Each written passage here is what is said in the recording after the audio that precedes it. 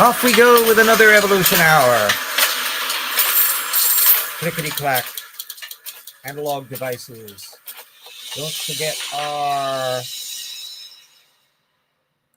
tortuganwordpress.com, where there's lots and lots and lots of stuff there, all freebies, which can get you kind of into the swing of things in terms of the whole creation evolution bit and the structure of tortuganwordpress.com, the Tortugan concept, methods approach to analyzing anti-evolutionism, and by inference any belief system which believes things that are not true, because it's a universal toolkit. One bad method to rule them all. As you can see, I'm back in the regular digs. We're back home from our Thanksgiving vacation over on the coast, so you can see our books, which great Christmas gifts. They're kind of thick for stocking stuffers, but they'll work as furniture levelers and also to fill up bookshelves. And they're really fun reads, both for the fiction, Paralogs of Fog, and also the Evolution Slam Dunk and The Rocks Were There. Shameless plug. We'll put a commercial in, of course, on the thing at the end of the thing. Let us get our patrons. Remind everybody that couldn't do it without you, kids. That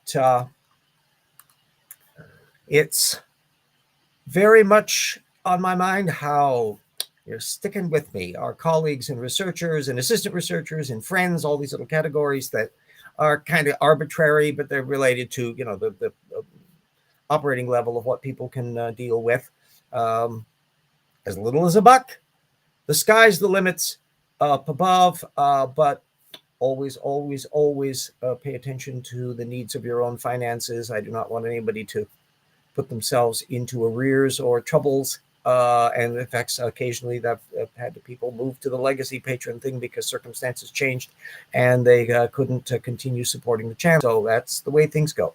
Anyway, we'll conclude our mode and back to our main thing. Continuing on with Titans. Oh, I know this has seemed a long bit. Hello, Vesta.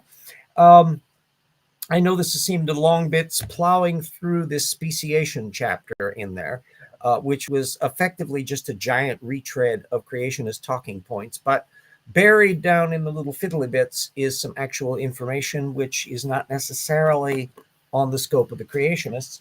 And this little episode relates a great deal to the idea that creationists like firing off stuff, citing technical work or alluding to work without even citing the technical literature. And if you really think about it, all they're doing is just going potshot, because they don't do any work on it within their own creationist framework. They don't do follow-up on it. Both of the examples that we're having today are that. The part 2 will be on that same theme in relation to Jerry Bergman from a 2022 post, which is around the same time as this book is out. So they can't be accused of not being potentially up on the subject matter. So good old Sarfati and Tay, I've been flitting around the idea about how fast speciation occurs, because they certainly realize that they've got to have a vastly accelerated speciation rate in order to accommodate the fossil record and the existing species. Fine and dandy. Yeah, we get that. You can take anything you like, as Nathaniel Jensen and Tompkins and that crowd have simply done, and just take the actual genetic data and just go and shrink it down to 6,000 years. Easy peasy. I mean, of course, it leads to preposterous notions that they have mutation rates preposterously faster than what we can see in nature. But that's not where we're dealing with the thing here. The angle that they're dealing with is whether or not any of the speciation is just real variation, and therefore they can allow speciation within a kind because it's just trivial and irrelevant, and it doesn't really connect up with anything of note. So what does he trot out on this point? But Carl Whelan, 1999, on brisk biters, on the fast speciating flies in the London Underground. Now, as usual, there's a lot more to the story than the creationists were offering. And it's the follow-up that undermines the point that Sarfati and Tay are trying to make. So I was intrigued at the fact that they're citing Carl Wieland from 1999. Why not cite some actual technical work on this particular area? So we're talking about Culex pipiens and the of genetic drift and the extent to which something qualifies as a species in a little fly, and the extent to which variations and modifications in virulence factor be used as one of the measurements as to whether or not we're talking about a new species of fly. So right around the time Carl Wieland was doing his thing, 1999, he was simply riffing off of the press accounts of a paper in Nature by Byrne and Company, 1999. And but Wieland didn't bother citing the actual paper. Duh. Subsequent work has been grappling with this whole issue of whether a speciation event was involved on this. And the first really off the mark was after the 1999 paper, but a hell of a lot before Sarfati and Tay are writing, Fonseca in 2004, which I'll be putting a link up to that as well, on the idea that hybridization episodes were contributing to the virulence of the thing and suggesting along the way that maybe it deserved a separate species designation. That virulence element, the idea that the hybridization was relating to the virulence, was actually criticized by Spielman in 2004 and a response from the authors. And we'll be putting the information on that as well in a link. The speciation aspect of it, though, has been percolating on ever since and has been very complicated for rather interesting reasons. Starting off with Lomas in 2012, which is doing a big summary of the thing and pointing out how complicated and why it's complicated. Now, 2012 was quite a while ago, and you might not be shocked to realize that science proceeded to work on this little topic because it's an organism that has virulence and therefore, helps spread diseases, and therefore we're paying attention to it for that reason. So there's a practical application. Meanwhile, nothing, as far as I can tell, in the creationist literature on this subject. They just dropped the point and moved on to their next hobby horse. But 2022 was an exciting and fun year on this because it turned out to be two interesting little papers on this subject.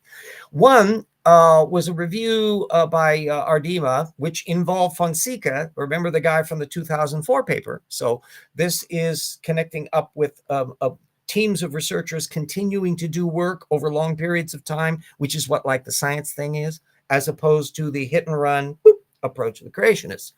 That one noted how mitochondrial DNA studies of the species had been complicated, therefore working out whether it was a species and, for that matter, even some of its phylogenetic connections, because of the presence of the Wolbachia endosymbiont. Another little topic that doesn't exactly get discussed a hell of a lot in creationist circles. Wolbachia is a wacky little thing that I believe comes up. It's the one that invigilates itself all over the place and is involved with diseases and a whole bunch of other stuff. Then there's another paper, Habba and McBride, which fill in more about that aspect of it. So the science is moving on constantly, and you would only know that we're dealing with a moving target if you didn't rely on the creationist fixed target that never seems to move anywhere. Now, part two, as mentioned, refers to Jerry Bergman and a piece on the evolution of the neuron, where he's taking a stab at dismissing the whole idea that neurons could ever have evolved. And he cites two papers that may be compared on the details that they were bringing up that don't get discussed in Jerry Bergman's work. Bergman is a relatively superficial thing. One is from 2016 by Kristen et al. And another one by Aaron et al. 2019. And both of them were quite clearly summaries of a developing understanding of what it was they were going to be studying. In other words, the science had advanced to the point where they could now start homing in more on the pieces and components of that. Greetings, sentient beings, that they could home in on more of that to figure out what to study next to understand more about the topic. So that was a measurement of how preliminary the research was. I mean, not that people hadn't known about neurons in a very, very long time, but the developmental process of how neurons are made and the genetics of exactly what's involved in the components of it, and cross comparisons between various species to try to figure out how things have been altering. You have to get your data field down first. And both of these papers were clearly in that mode and pointing the directions to areas of further research. Well, 2016 and 2019 is a few years ago. So has there been some follow-up since? Well, the year after Bergman's thing came out, naturally 2023, as one example, was discussing the implications of the cell types that are found in placozoans and the neurons there, a lineage that goes back about 800 million years, so we're into Precambrian times. And they're connecting up the neurons relating to the peptidergic cells and the GPCR coupled receptor proteins. In other words, they're ferreting out the dynamic systems that are developing into the neuron structure of the very primitive placozoans. Now, if we anticipate 5, 10, 15, 20, 30 years from now, how far that research is going to go, well, we'll see. But I would contend that the bloody hell odds are that nothing more will have been done on it by Bergman or Sarfati or Tay or any other little crowd floating around, because neuroscience and neurons and that whole area is not exactly a hotbed. But I have a quote that I'll be putting into the video description on one of the co-authors of that Najli paper, is quoted in a perspective that PhysOrg put up about this particular topic. Placozoans lack neurons, but we've now found striking molecular similarities with our neural cells. Dinophores have neural nets with key differences and similarities with our own. Did neurons evolve once and then diverge, or more than once in parallel? Are they a mosaic where each piece has a different origin? These are open questions that remain to be addressed. And you can mark that down in your little notebook as to which side is going to be addressing those topics. And I anticipate that 5, 10, 15, 20 years from now, there's going to be ever more information on this subject, which, since I'm measuring this in the little project that you can support at Patreon, we can see just exactly how little research is being done, or noting what research is being done. So they're trimming their data field down, notably, so that they can try to pull off the design arguments, and then not doing any of the work themselves. I can't think at all, if you try to work out which disciplines creationists are in, you've certainly got historically a bunch of biochemists, Duane Gish, and then over in intelligent design, you got Michael Denton, Michael Behe. It's kind of a popular element in there. You have a tiny smatter of paleontologists. You could practically name them on one hand.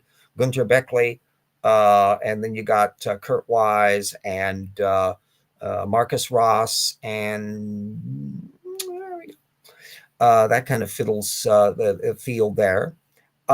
You've got technical specialties like zoology. You can have plant biology. That would be something like Sanford. Plant genetics, a sidebar. A few that are researching like on flagella issues. Scott Minnick, who over in the intelligent design movement at the University of Idaho. But are there any doing cognitive research? You've got a few doing cosmology stuff, Jason Lyle and Hartnett and all that. Not a huge number of people there either. Again, you could probably cover them on a single hand. Not terribly high up on the food chain in the cosmology field. They occasionally publish technical literature on purely technical observation stuff, in the same way that Snelling can do that still on geology.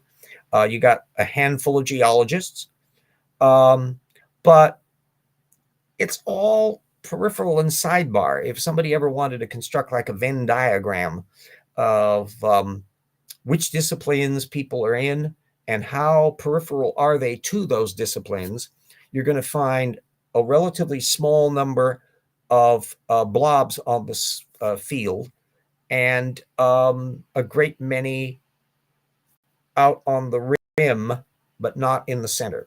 Not the big movers and the shakers. There's nobody that I can think of in any major science discipline who has come to the light bulb moment over their heads going, aha, the creationist position is wondrous. A few kind of cycle close to it, that they don't necessarily reject a lot of evolution, but they have a philosophical axiom because of their religion. It looks like Richard Buggs kind of falls into that category in plant biology, still publishes technical stuff and all the rest, and does that weird cooperative paper that we discussed in The Rocks Were There, regarding orphan genes. And then you've got, well, Denton still publishes occasionally and the like, but they're none of them at core fields. And Denton is unusual in the fact that he's apparently a non-religious believer. James Tour had kind of a religious epiphany. His basic hobby horse is the origin of life issues, so he'd be in the origins or bust category. But as we're going to be taking note of in Rocks Were There Volume 2, Tour has apparently a reading list that includes young Earth creationist stuff on soft tissue, because Joel Duff's jaw dropped fairly recently when Tour was alluding to this as somehow calling into question so much of what we understand about the sciences, but yet not going into a hell of a lot of detail. He was doing so, by the way, interviewed on a young Earth creationist podcast. So there's sidebars involved in that. And that's another reason why I try to focus on that source area and try to pin people down on sources, and particular topics, because a lot of that is a way of scheduling where they fit on the landscape of anti-evolutionism and who they may be copying from and what worldviews they come from as to why they're bringing up a particular topic.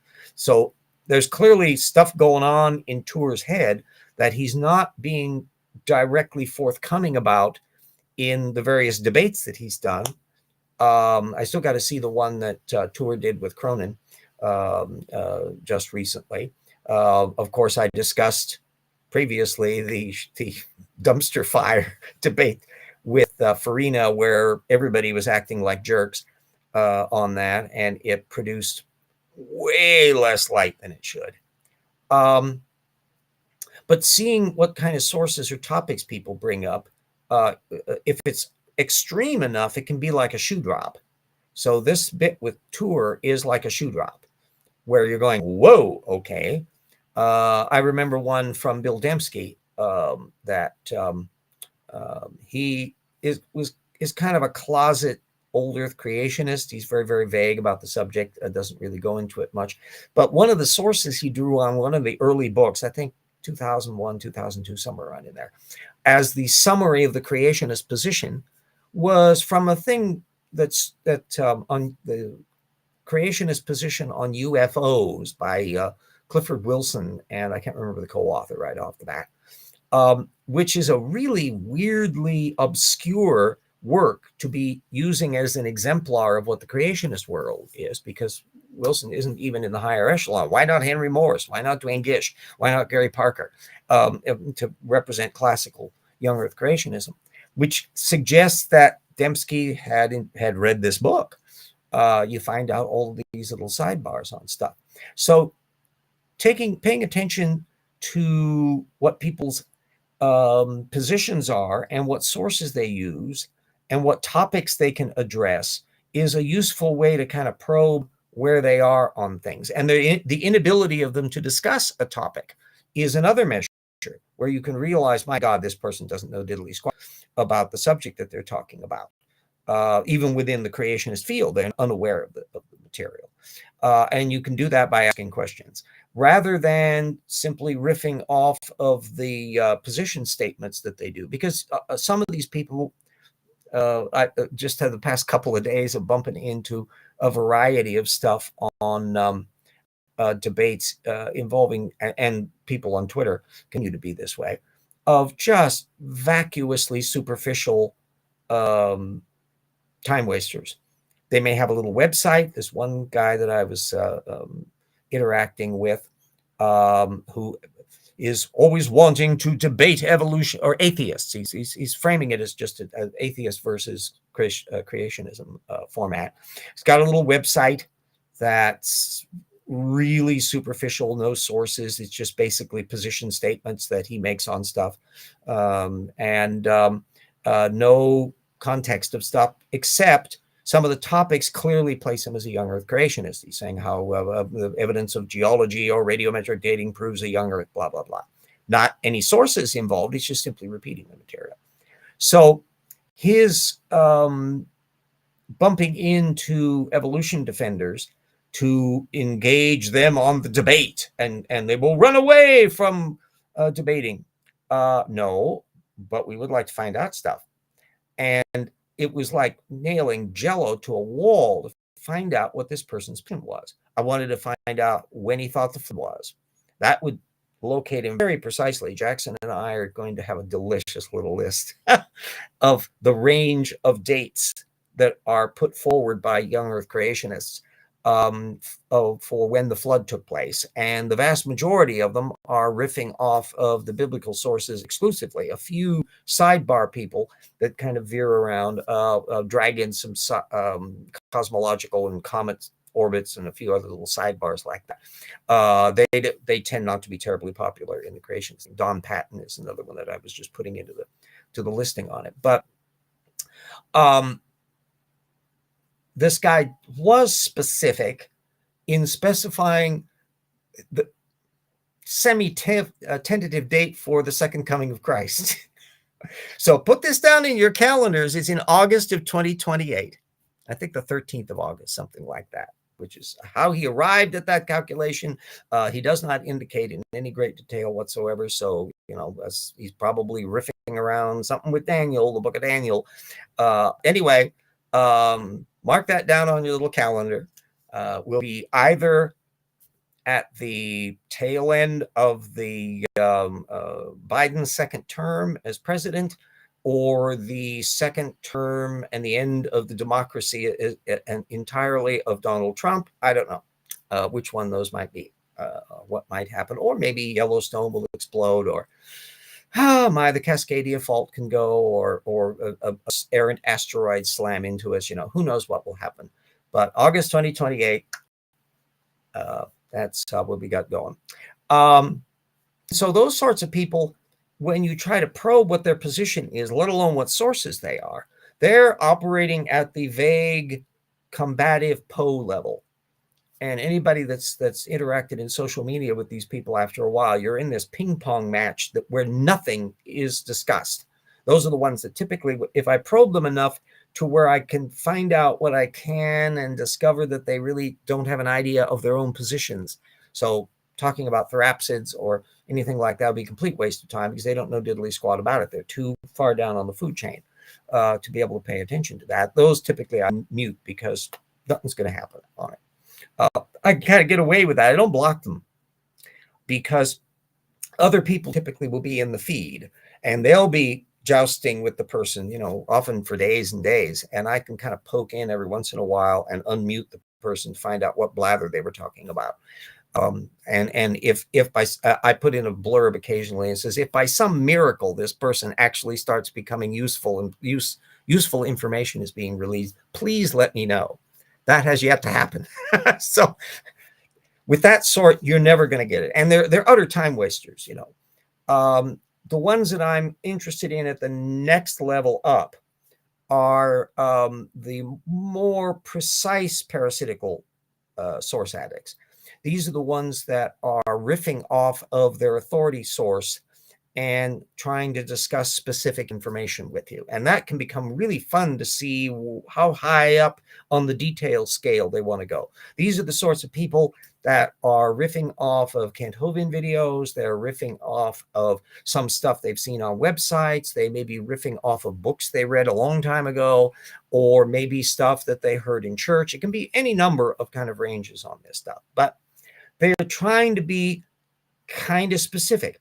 So some of it will be the tropes, origins or busts, and they'll be talking about the Cambrian explosion or something or other, whatever it was that's the kind of blip du jour. If you can pin them down, if you know enough about the material, you can frame questions in such a way to measure more precisely on that point. In some cases, I'm virtually certain that they're reading old Duane Gish books, because some of the arguments are kind of passé now, and they're not using the kind of buzzwords and things that are currently in vogue. Something like soft tissue tends to be the material that ICR, AIG, CMI, the upper echelon people are constantly harping on. But older material that predates that, if their brain was marinated in Duane Gish and Henry Morse apologetics from 1995, that soft tissue stuff isn't going to be on their scope. So the absence of certain things can be also very diagnostic. Sometimes you can tell from their profile or that how old they are. Some of them are in the old fart category like me. Others are young farts. And then there's also the intriguing ones that are from places other than the big groups of the United States and England. These can be from Far East, they can be from Malaysia, they could be from many spaces in Africa. A lot of these will be coming from probable evangelical religious contexts, and they're seeing the need to joust over evolution as a part of the ministry. And so they'll be going at people acting as like trolls to see what they can do on that. But that, if you can pin them down at a source methods level, that can be relevant because it will be giving you an indicator of what material is filtering into their frame. Now, those are much more likely to be people that are riffing off of internet material rather than stuff that could only be available in books. One of the reasons I use the reptile mammal transition as a diagnostic is because I wrote a book on it. So I know what material has been presented over the years, and relatively small number of anti-evolutionists have ever even discussed the subject. So if somebody is coming from an intelligent design perspective, they have virtually nothing on it on the internet.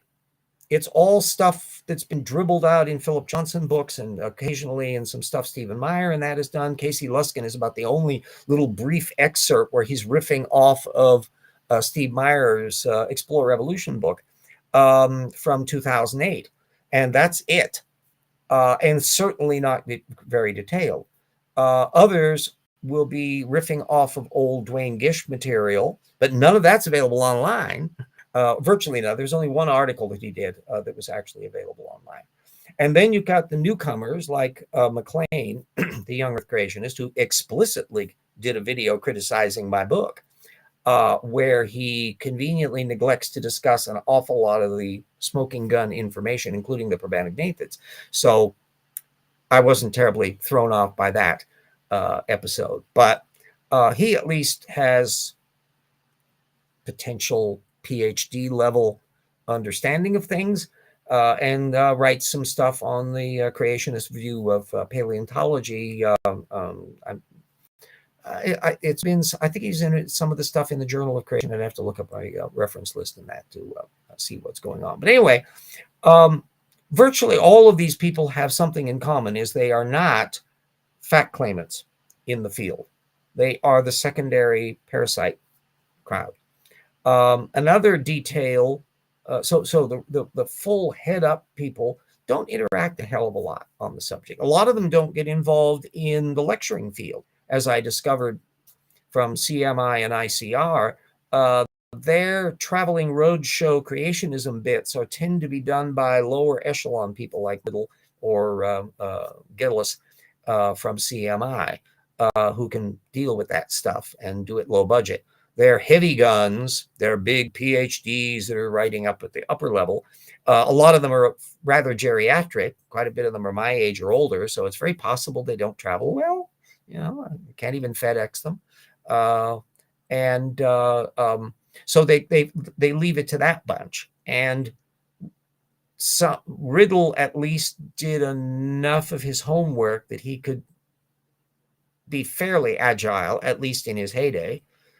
Gillis, as I discovered, was really uninformed beyond the little PowerPoints that he was presenting on the very topics. He knew very little about Andrew Snelling. My jaw dropped, as I pointed out when I was discussing the show that he had put on. So that level of apologetics that you see, if you have creationists that are appearing in local churches, and if they are open to the public, then as a public, you get to go. But bear in mind that you're going into the lion's den on that. You'll probably find the vast majority of the people are as gracious and friendly and non-combative in person as you could imagine, even if they are excessively rigid people in that regard. What tends to not show up in most of that stuff are that little detail fiddling technical citation approach, where the creationist will be presenting in the words of the evolutionists. And if that is showing up, you're most probably dealing with a quote miner, that they will be drawing off of who knows which versions of things. And that's why sometimes if you're seeing stuff that's being done real time online rather than in a debate context or something where you don't have the sources available, pay close attention to the exact details of the post. Some cases you might want to copy down the actual text, especially if it has an ellipsis in it, especially if it lists off the paper or source on it, which about 50% of the time there'll be allusions to where the source material come from. But that could be a diagnostic as to where they're getting it from, because some of the quotes that occur will be varying from one quote mine to the rest, that they may or not have an ellipse at that point, or may have spelled something in a particularly curious way, or put a bracket in a particularly curious way. It's unique to that, that's not actually in the original quote.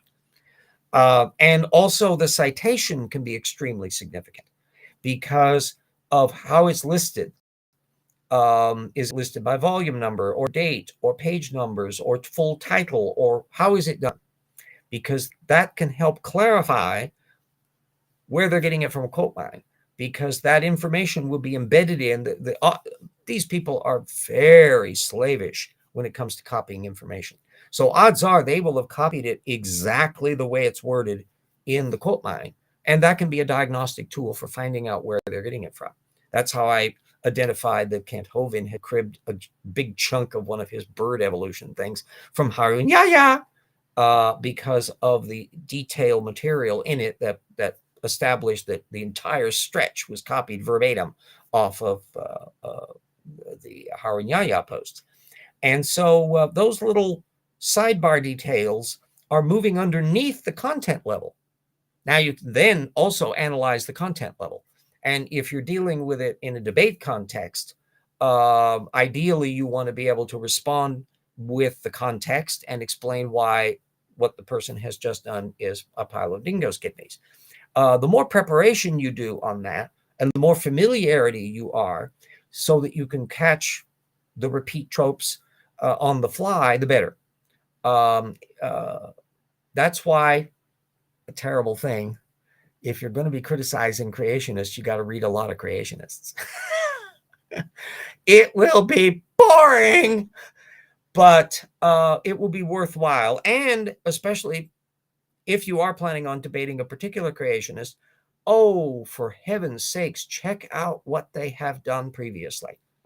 This is how, when I interacted with Mike Riddle, it wasn't an official debate context, but I felt I was in a happy mood on it because he put his big PowerPoints up on his website. So I knew an awful lot of what he was going to be bringing up and what he wasn't bringing up based on what he had already posted. Kent Hovind is, of course, the archetypal example of somebody who has hardly come up with a new idea in the last 40 years. He simply retreads the same stuff over and over and over again, or tactically copies more recent material just to kind of buff up his material. But that's, I guesstimate, about maybe only about a quarter of Kent Hovind's material is buffing up new material in that context. So all of those are the rationale of why I come at this issue in the way that I do. Those of you who follow me on Twitter, or X, we should, I suppose, be calling it that. It's Twitter. Good, great. Anyway, that I'm less interested in the claims they're making. And an awful lot of people who are critical of creationism make the mistake of simply homing in on, well, they're just believing in the Bible and they believe in talking donkeys and all that, which may be true of that person, but it won't be quite true if you're dealing with an intelligent design siphoner, and I've encountered those. So I always like to burrow beneath that to look at their sources and to bring up particular topics to deal with diagnostics. Sometimes it's an instantaneously identified diagnostic, where if they're rolling on about, okay, to dead name Twitter as long as Elon keeps saying attacking. Yes, exactly. As I very little respect for old Elon, he certainly makes an adequate electric car and makes some interesting little rocket ships that don't blow up much and fine and dandy. But my gosh, he is a poster child for bad methods in relation to what he does on Twitter. He has kind of layers of ideology lurking around in his head, and he floats around riffing off of often very extremist positions. And whether he really bothers to check into any of this stuff, well, Tortugan alert's going off in my head. I mean, duh, this is not somebody who does that. Outside of the technical realm, where he would never build an electric car or a rocket ship with the level of vagueness and lack of attention to detail that he's demonstrating in his management of Twitter. And that's another reason why, he's just reached the point where he's telling his advertisers to F off, which I don't think is a sound business model. Just saying, I don't think that's really going to be working well for him. So where things happen farther down the road and as the decades roll by, and it'll be interesting to see how far the Tesla runs. Will it last as long as Packard did before it went tits up in the 1950s? Hard to tell. So you can even have a little spurt of great success and not necessarily go on. He's a free speech absolutist, but says he will kick people off for using cis. Yeah, exactly. I think there's a word for that. It's called being a hypocrite. And so he's when he talks about the need for free speech, and yet he's really thin-skinned when it comes to criticism. Can't stand the kitchen, get out of the kitchen, as Truman said. What's sauce for the goose is sauce for the gander. I'm a walking cliche tonight. There we go. So he's part of the problem, but from my end of it, I look at it as another methods issue. That is, he displaying the same kind of bad method that is presumably going on in the heads of other creationists or other ideologues. And this can be a left or right issue. I mean, there's left-wingers, there are Marxist-Leninists who still like Stalin. And so they're ticking off all of the little boxes of secondary source citation exactly the same way as an Elon Musk or somebody like Speaker of the House, Mike Johnson.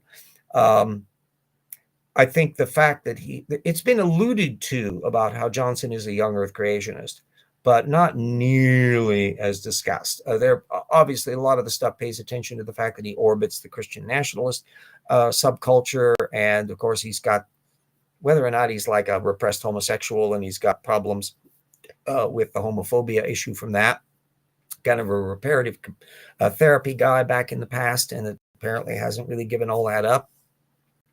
And also the network of people that he kicks up to, Tony Perkins' bunch and Charlie Kirk and all of that. You've got an awful lot of wackaloons that perform a little kabuki dance of incestuous dogma stroking. He lectures in front of screwball groups. He, of course, is homophobic, anti-trans stuff has popped up at Answers in Genesis. It's a dead giveaway that he's a full-out young Earth creationist, because they do not publish anybody that doesn't fit their little, very constrained mix of what their doctrinal positions are. They may allude to people outside of the box and cite them occasionally, but they're not going to invite them in to post.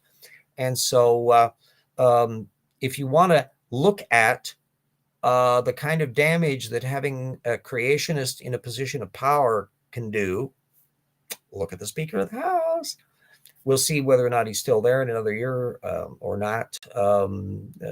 He's compromised a little too much for the wackaloons.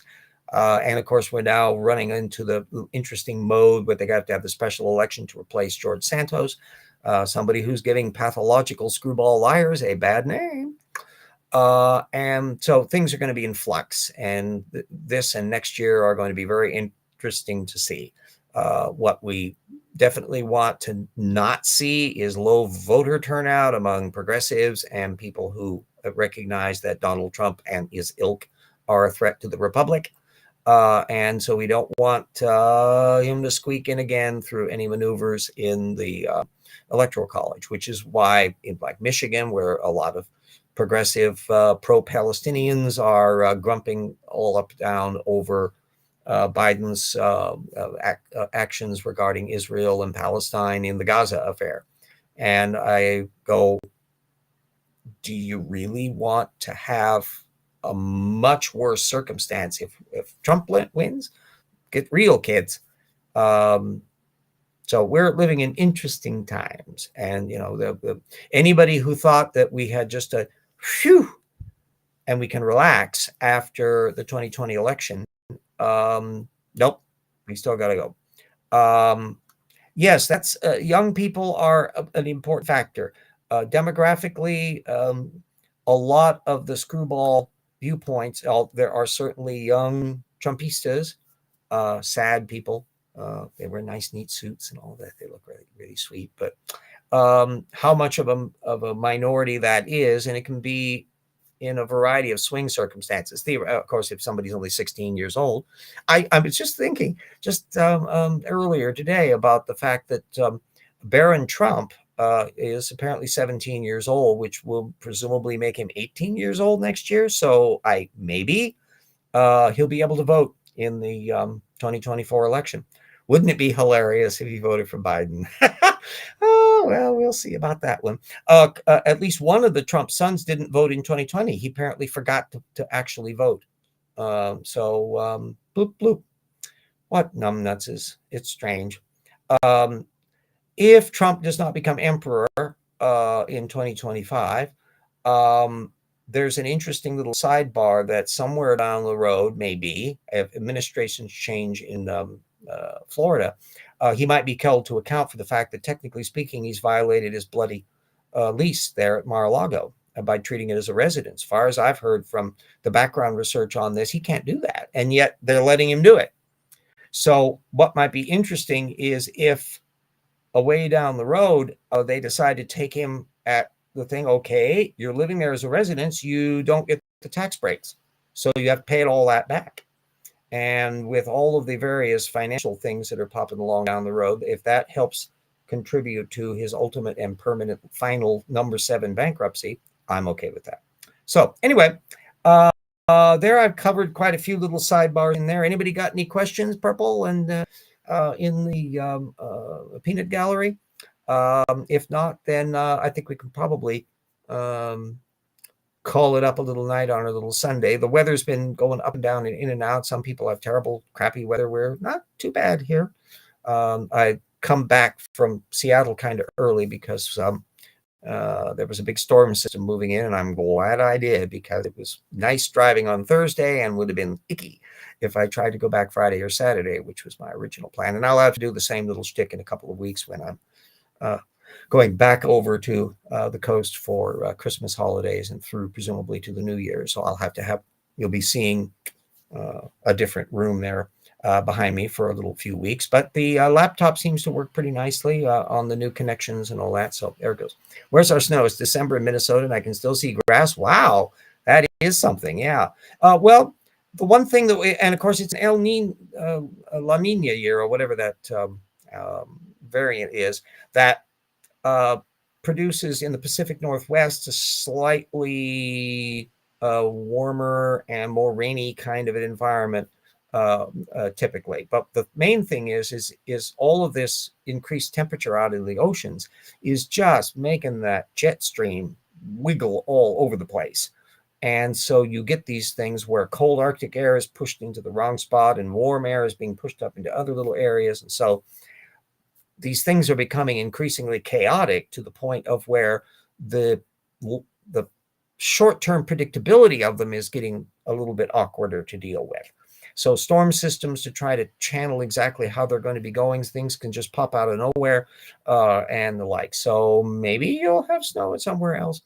Where I'm living, overall, the snowfall has gotten milder and milder. It tended to pull backwards from its traditional January, February period in Spokane earlier and earlier and earlier in the 60s, 70s, and 80s, to the point of where it was presumably hitting some kind of asymptote where it jumps back over. So now we're getting snowfall again, but much lighter levels of snowfall, at least in the in town area, in that January, February period, which is the way it was 40 years ago, except it's not as intense.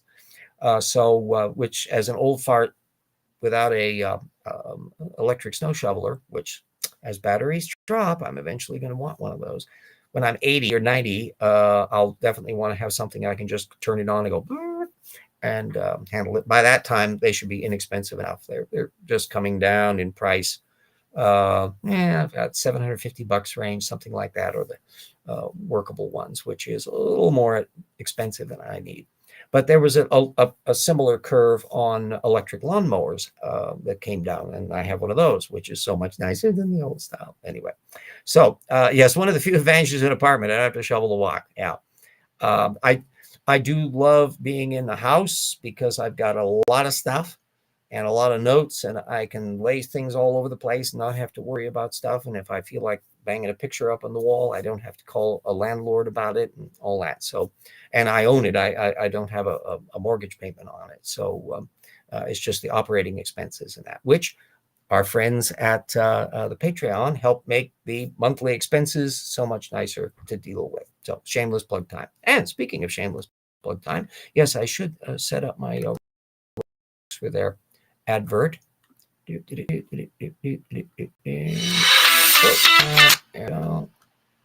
you will go up there. And let's get our little thing over there.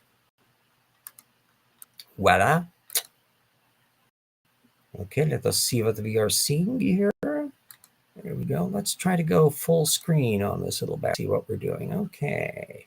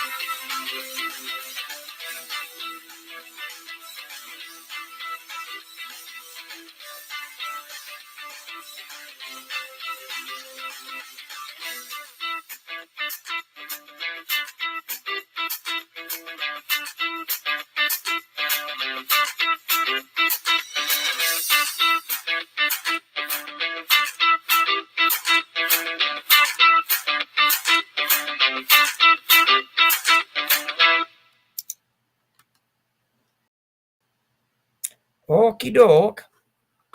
And We are at work, Busy Little Beavers, on volume 2 of The Rocks Were There. Add it to your collection. It's a vast compendium of research, and we're very, very proud of the thing. And again, for fiction lovers, there are 2 paralogs novels up there: historical adventure, time machines, atomic powered airplanes, visits to the Centennial Exhibition in 1876. That's in book 2. There's all sorts of wonderful adventure and historical details and travelogue as well. And as a historian, I've tried to make all of the paralogue stories scrupulously accurate for the background material, even as I have amazing adventures and stuff that's going along on the sidebar. So anyway, see you all later next week. Don't listen to any wooden penguins. And if any penguins are talking to you, seek medical attention at once, because that's really odd behavior for them. So anyway, see you all next week, kids. Stay